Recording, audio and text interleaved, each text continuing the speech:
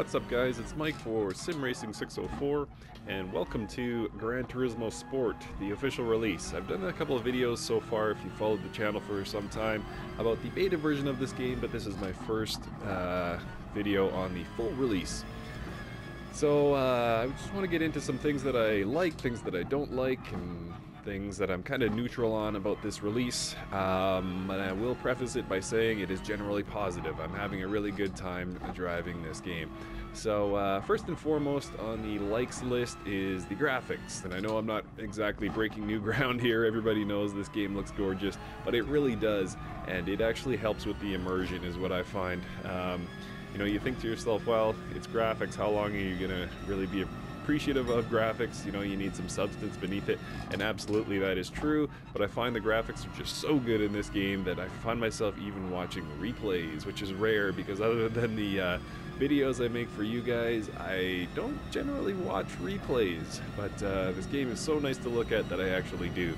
So a credit to Polyphony Digital there. It's just beautiful to look at. So secondly is the sound. The sound is really good depending on the level of speakers or headphones you're running. You may have different levels of appreciation for it. I know there's been some complaints that the transmissions are too loud and that kind of thing, but generally it is a very, very nice sounding game. Not just your car, but the opponent's cars as well. All sound great. So big positive there. I happen to have a couple nice sets of headphones and it sounds really great. The exhaust sounds are nice and deep and throaty, and yeah, they've done a really great job recreating a lot of these cars. Third thing is the fun factor. If you grew up, as I did, with Gran Turismo, you've gotten used to it, a lot of the things that made it unique and fun to drive are captured in this game once again, down to the sound effects and things like that. It really takes you back and really, you know, dials in the best of the old with modern hardware and a few updates. So very cool, very fun to drive in that sense, and that's probably what puts it over the top into the really good category for me, is the fact that it is so much fun to drive. Thirdly, the cars. Again, this is somewhat of a controversial thing, but I think the cars generally are very good. They look good, they sound good, and for what's included, they've done a great job with it. There's a lot of cars that I'm very excited to drive. The Honda NSX, you know, Group 4, Group 3, the Corvette Group 3 is a very, very nice car. There's just overall, you know, the Audi R18 is captured here. There's a lot of really cool cars. It is missing supercars, definitely. And you know, I'm not generally a big fan of hypercars, but it'd be nice to have the P1 and things like that, but not there yet. But probably through DLC we'll get supercars, hypercars in a bit more depth, and hopefully some open wheelers. You know, I don't like to chase DLC. I wish generally that the studios wouldn't have DLC, but in this case it would be a welcome addition, so I hope they go that route. It'll be better than nothing. The online mode is the fifth thing that I really like about this game. Because this is selling like crazy amounts of units, the online lobbies are very, very busy. There's a lot of people, chances are, in your area that want to race your class of car at a track you like, which is pretty awesome, because I found with other sims that sometimes you have to go on there and kind of compromise on the type of car or compromise on the track or that kind of thing. But not so in this game. The lobbies are packed right now. How long will that last? Who knows? I can't really predict the future, but I have a feeling, based on this being one of the top selling franchises of all time, I suspect it will stay busy for a very, very long time. Getting into some dislikes now, and I don't want to dwell too much on this because, again, I'm generally enjoying my time in this game. But the first one I want to talk about is the tracks. So this game has Sony backing it, and still we're missing, you know, Spa, Spielberg. There's a bunch, Silverstone, that I think should be included in this game, and to date are not. You know, we do have Nordschleife and a few other really, really cool ones, Brands Hatch, but overall it just feels like the tracks are lacking, and that's unfortunate. As I say, they got a big partner in Sony behind them. Surely they could have come up with the funds to add some more tracks if money was the limiting factor there.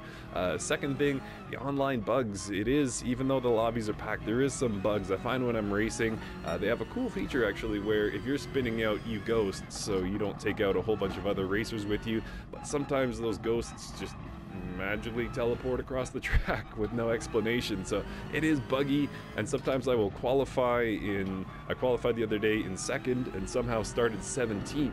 Somehow a whole bunch of other people just came out of nowhere and ran better times, and I don't know how that happened. So maybe that's my understanding, but to me it feels like a bug because I had it right on my screen that I was second overall, so in qualifying. So not sure what's happening there. Third thing is the car upgrades. So you can actually buy upgrades in this game. You can increase power and reduce weight in a non-specific way just by mileage driven. But the more you drive, the more mileage points is I think what they call them you get, and you can cash those in for vehicle upgrades. And I was kind of hoping with this release that they were done with the vehicle upgrades. I've not been a fan, especially recently, of Gran Turismo's kind of, buy your way out of poor driving kind of thing where, oh, I can't finish this challenge, time to add a turbo. But it seems they've kind of landed there now. And I think it's just an unfortunate addition there. If they got really into the technical and the upgrades were realistic, I think I'd like it more, but it's just kind of a generic make the car lighter, make the car faster, and I'm not a big fan of it. Fourth thing is the car classes. Somehow with Group X we have open wheel go-karts in the same class as the Renault RS01. What is that? I don't know why they couldn't just add another class. And also, as you guys know, I'm not a fan of the Vision GT cars, and they somehow end up in classes like Group 3, for example. There's Vision GT cars, so you're in a race, you're locking up with a GTR or something like that, and out of nowhere comes this car that you don't recognize, and it's a Vision GT car. I'm just not a fan of it. Last thing, the field of view. So the field of view is fixed from the cockpit. Actually look at that right now, and I've gotten so spoiled, I guess, with Project Cars 2 field of view adjustments and dynamic field of view and that kind of thing, that this one just feels flat and stagnant. So would like to see some improvements to that, but I understand that maybe I'm just being too particular with that one. But and then things I'm neutral on, the AI and the force feedback, both of which are passable, but I've had some good times with both. The AI, for example, I've had some good races with it where they seem to respect my space and things like that, and then there's other times where the whole field will slow down going into a corner that they don't need to, and I can't explain why they slow down at that particular point. So some goofy things with the AI, but in general it's been good. And then the force feedback, yeah, there's some good feeling cars and some not so good feeling cars. I drove the Honda Civic Type R, and it was just understeering nightmare, just felt over exaggerated, but other cars, particularly like the Group 3 Corvette and things like that, felt really, really great. So yeah, I'm indifferent to both the AI and the force feedback, and I suspect in reading online comments most people are as well. It falls somewhere in the middle. So again, overall it's a very, very good game, and the bad outweighs the good. Excuse me, the good outweighs the bad is what I meant to say. If you're on the fence, I think you should just, on whether to purchase this, I think you should just ask yourself, what am I looking for in a sim? If the priority is realism in handling and things like that, then this is probably not the sim for you. It's not entirely accurate, but if you're looking for just a really, really fun experience and looking to fill out your collection, particularly if you're bound to console, I would say, this gets my recommendation. But the good news is for sim racing is that we're kind of spoiled right now, especially if you're on the PC. Assetto Corsa seems to be at its peak. There's a massive modding community and things like that. Automobilista, same thing. It's kind of at its peak right now. It's looking great. And Project Cars 2 is generally being well received, so it's not like, we can't start up our console or can't start up our PC to race because we don't have any choices. We do have choices, and Gran Turismo Sport certainly fits in there in the world of console. It's a very solid game in my opinion.